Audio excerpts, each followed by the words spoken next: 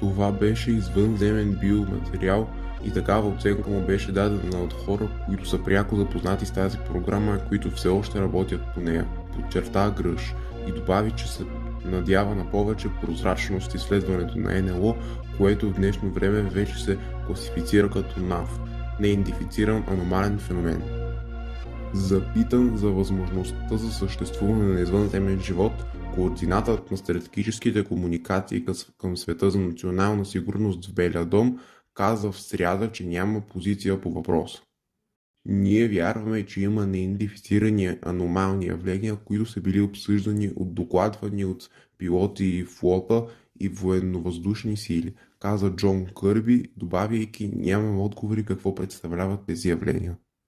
Кликнете два пъти върху екрана на видеото и по възможност абонирайте за канала за още видеа от поредицата.